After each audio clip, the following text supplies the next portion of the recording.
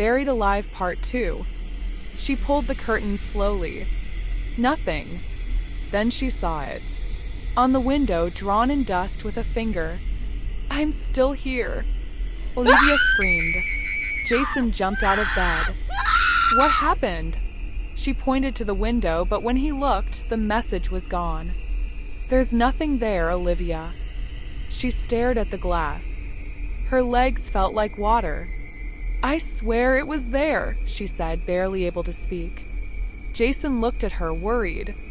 "Maybe you need to rest. You've been through a lot." Yes, she had. But not in the way Jason thought. The next day, Olivia visited a church across town. She couldn't go to her usual church. Too many people knew Evelyn there.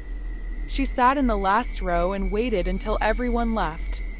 Then she approached the pastor. "Please, sir," she said quietly. "What does it mean if someone sees things? Hears voices?" Pastor looked at her carefully. "Voices from who?" She swallowed. "Someone who should be dead." The pastor frowned. "Dead how?" Olivia shook her head. "Never mind."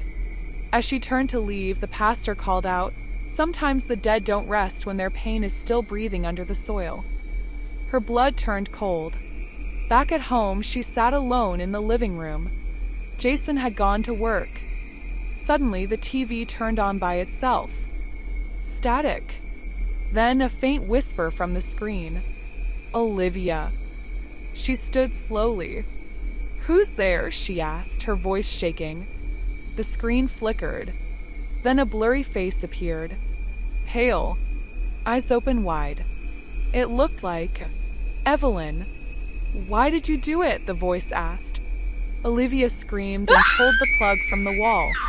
The TV went off. She fell to the floor, crying. "I just wanted him to love me." But love doesn't grow where guilt lives. And Evelyn wasn't done. Not yet. Olivia stayed in her room all day. She locked the doors, closed the windows, and sat with her back against the wall. But her mind wasn't safe. The whisper was still there. Sometimes soft. Sometimes loud. "Olivia." She covered her ears, but the voice pushed through her hands. "You buried me." Then silence. She crawled to the mirror, looked at her face. Her eyes looked dark. Her skin looked pale. She didn't recognize herself. And behind her, in the mirror, she saw something move. She turned quickly. Nothing. Jason came home that night with a gift. "Thought this would cheer you up," he smiled, handing her a small box. She opened it slowly.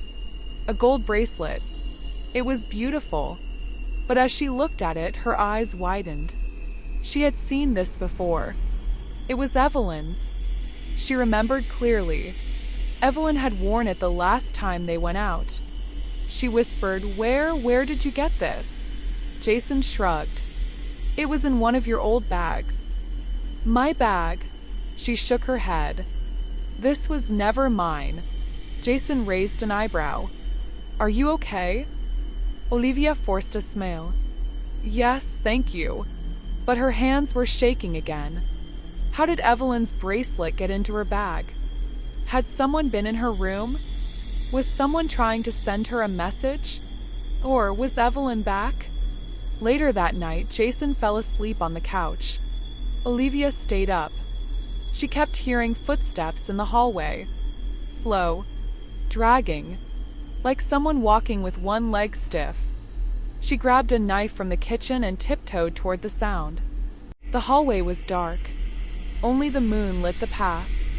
Then she heard it again. A whisper. Right behind her ear. "Why didn't you check if I was still breathing?"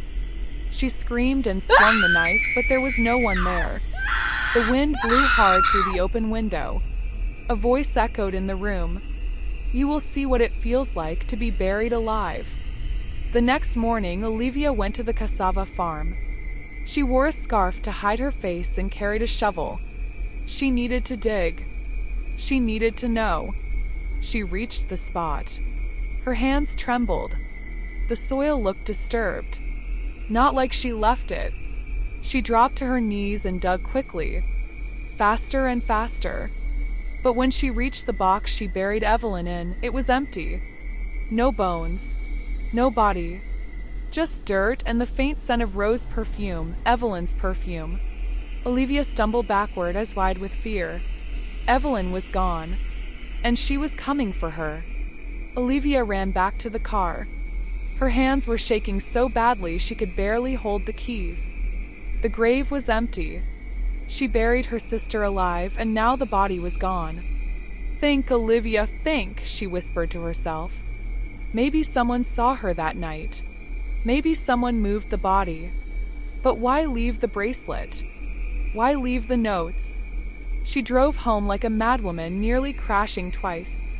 When she reached the house, Jason was standing by the gate. "Where did you go?" he asked. Olivia stammered, I needed some air." Jason looked worried. "You've been acting strange. Are you hiding something?" She stared at him.